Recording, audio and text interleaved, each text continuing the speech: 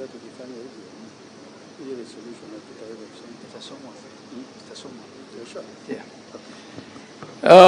now invite the Cabinet Secretary for Environment and Climate Change, the Honorable Aden Duale.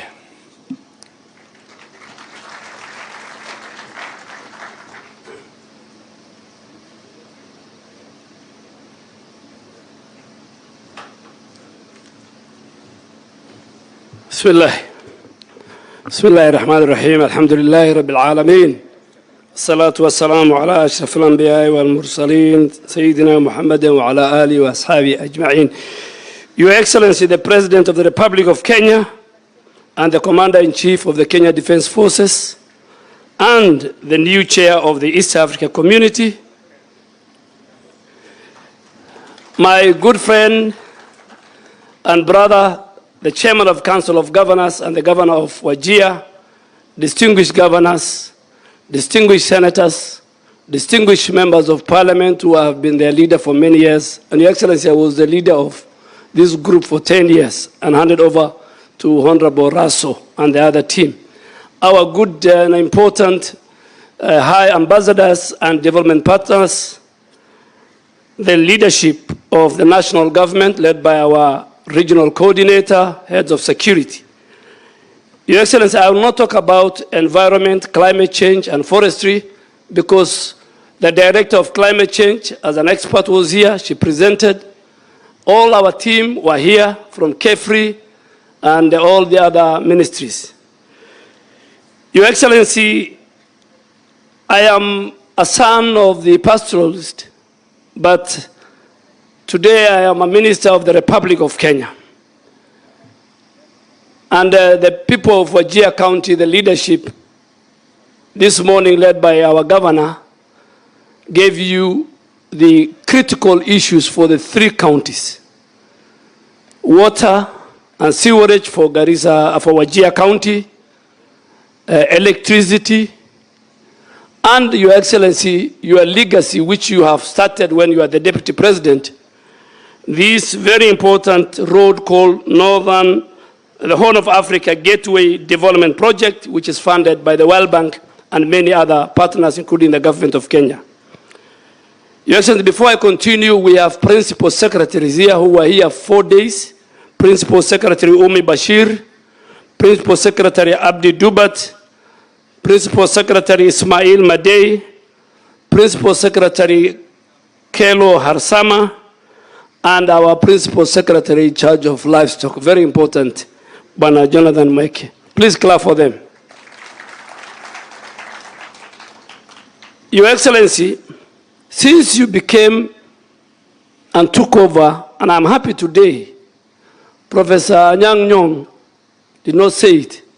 I am very happy because at one time you were the deputy party leader of ODM and Anyang' Nyong'o was the Secretary General. And I can tell you, Honorable Henry Kosgei was the chairman. And I can tell you that was one of the times when a political party was run very well. I was a very young parliamentarian. So, siasa si uadui, siasa ni urafiki, na siasa ni mashindano. Your Excellency, since you became a president, there is peace, tranquility, and security in the pastoral areas. This region, the 5 counties in this region that border Ethiopia and Somalia, used to have serious security threat internally and externally. And I want to speak it even as a former minister, your Minister for Defense. Since you took over security, even in the North Rift, the interclan wars, the cattle wrestling, you said it when you were campaigning and it ended. Thank you very much on behalf of the leadership and on behalf of the cabinet that today me and my sister are representing. Number 2, Your Excellency, you have done 3 things, and I want you to continue. 3 things, what I have been around. 3 things, and Professor Anyang' Nyong'o will bear with me that. 3 things that President Kibaki tried and he could not do. President Uhuru tried and he could not do. These three things, the first one is on the unity of the people of Kenya. You will go into history as the only president when he was elected, because election is an event. Election is just one day event. You are the only president who said, regardless of where you come from, regardless of your social status, regardless of your political status, regardless of your religious affiliation, and the county you come from, Kenya is one, and the people of Kenya must be treated as one. I want to thank you, and there are many of us, there are thousands and millions of Kenyans who will work with you. And Professor Nyang'o is here representing Honorable Raila Odinga. We are so proud of you. Yesterday you drove to our former president, a person you and myself worked with. You have reached out to former Prime Minister, and we encourage you to reach out to all leaders so that each and every leader, whether in the opposition, whether in government, we agree on one thing, on how Kenya can move forward. So, Your Excellency, we are behind you. There is leadership, we are all behind you, and I'm sure everybody in Kenya is very happy.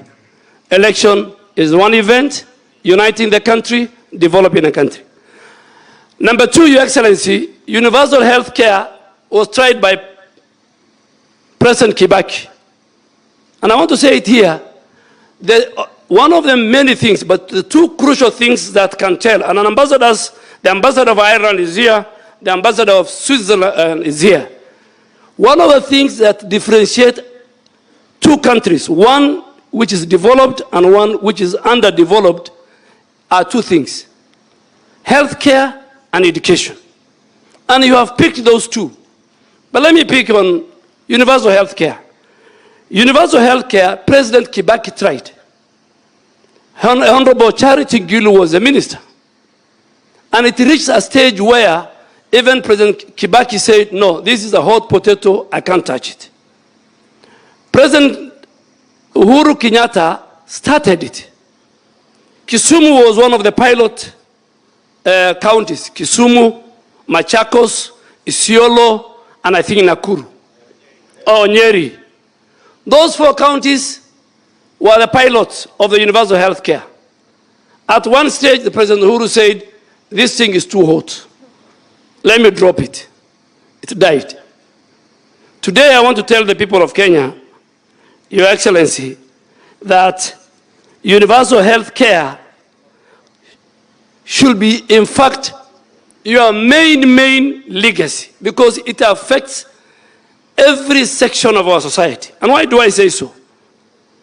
Universal health care model has brought a new, better modification than NHIF. 54%, Your Excellency, 54% of Kenyans cannot afford good health care. That's why these members of parliament, everybody were doing fundraising. That's why there's a huge migration. If you look at the numbers of Kenyans going to India to look for health care, you can't imagine. And the crisis happened during the COVID. Majority of our unemployed, those in the informal sector, the market we have just passed here, will access this universal, this social health authority. And governor have said it. Today, before this I was paying about 5,000 shillings. Now I'm paying close to 39,000. So those of us in the higher rank, I am sure the president is paying about 60, 70,000. So those who are paying 500, now it has dropped to 354%. 54% of the people who are the lower cadre, and these are facts, are now paying 300. And when they pay 300, you access what the Council of Governors chairman was saying. Before, NHIF was only paying for the bed, for example. Now, SHA will pay for the bed, will pay for the surgery, will pay for the medicine. Those who cannot even pay, and at some stage, Your Excellency, you allow me even, and I think I'll go to the FM station, because the county of Wajir, county of Garissa, county of Marsabit, county of Mandera, county of Isiolo, and other pastoral counties were not doing very well. Our three counties are doing, I think Wajir is the best, is doing 6%. Garissa and Mandera are doing 5%. And I want to ask all our leaders, during this December holiday, let us come back here and register our people en masse. Our people will walk into these hospitals. They will be treated.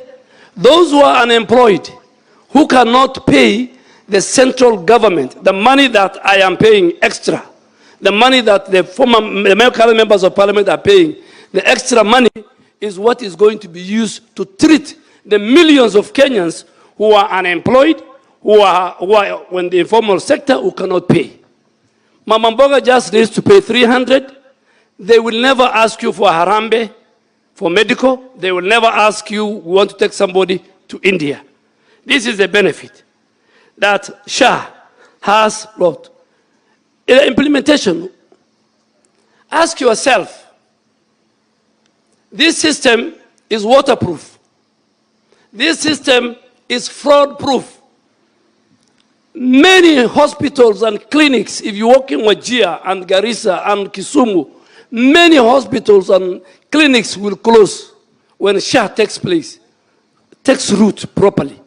The reason is there are many people who opened health centers and hospitals because they were getting fictitious,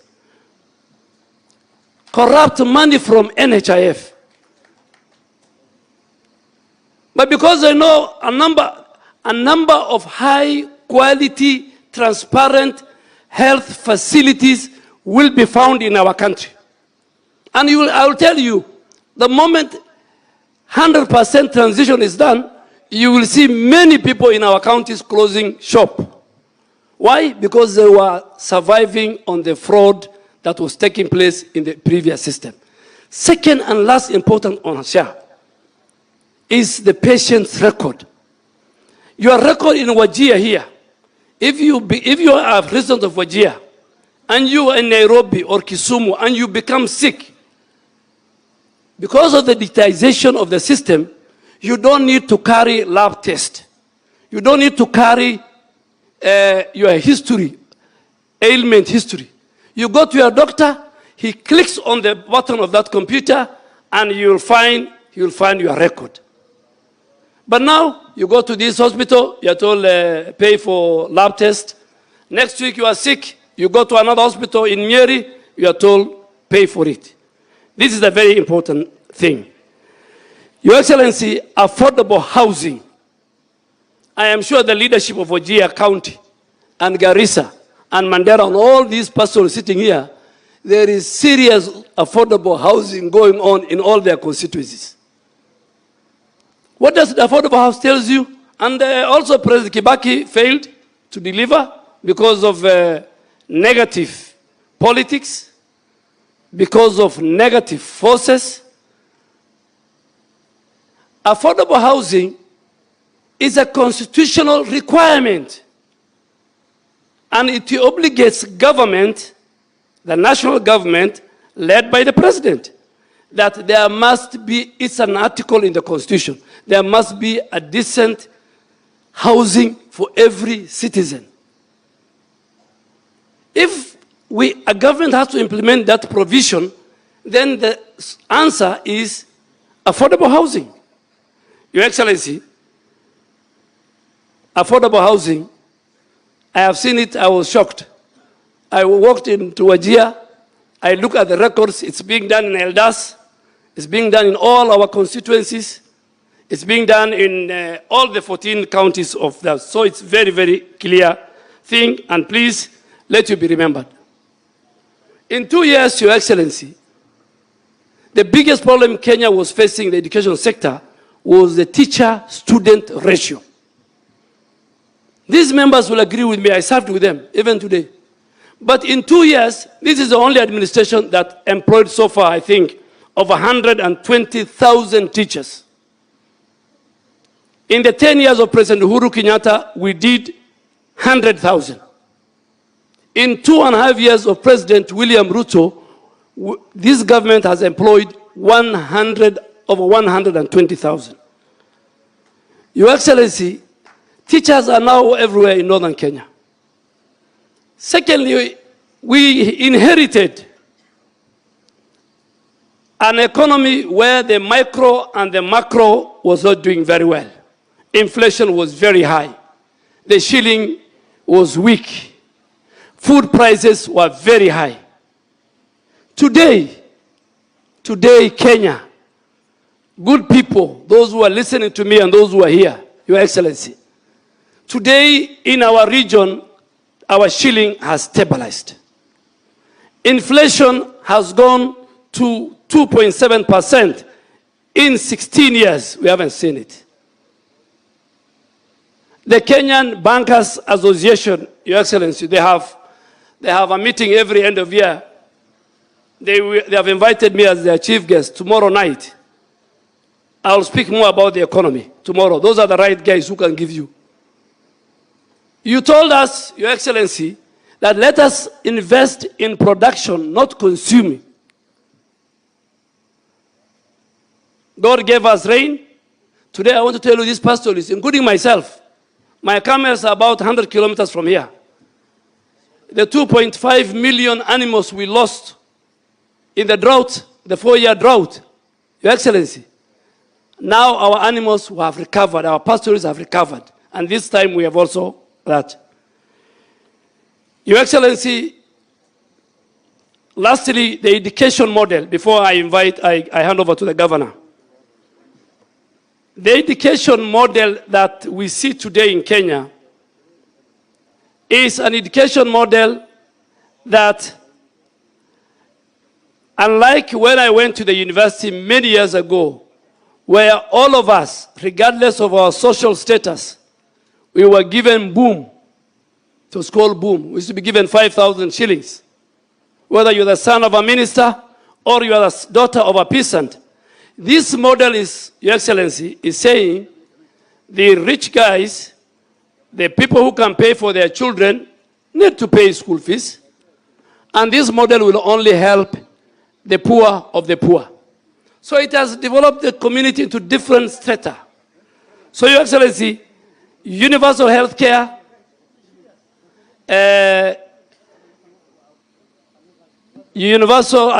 education model, the unity of our people is very critical. And I want to ask all Kenyans, please,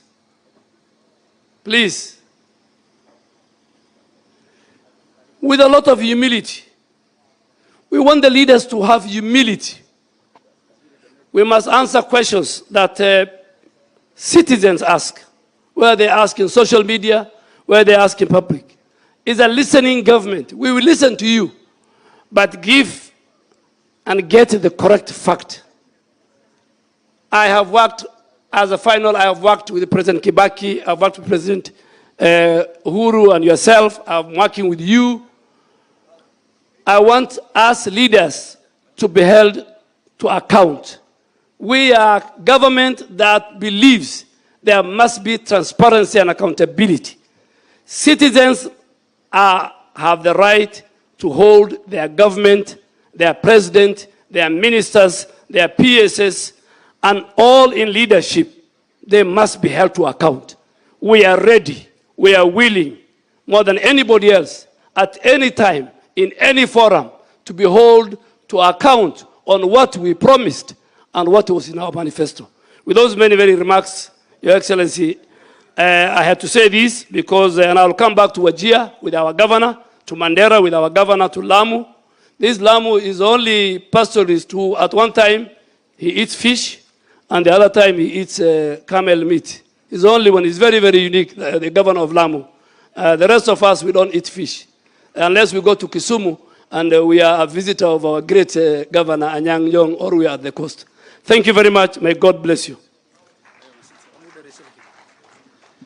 Your Excellency, before I invite Colonel Raso to read the communique that is the resolutions of this meeting, Your Excellency, the moment you leave this hall and we see you off, I'll have a situation on my hand, because none of the MPs of this county has even welcomed you on this stage here. So with your indulgence, I want to ask the area member of parliament to come and greet people. You will excuse me for the protocol breach, but it was done before me. Your Excellency, sorry about that.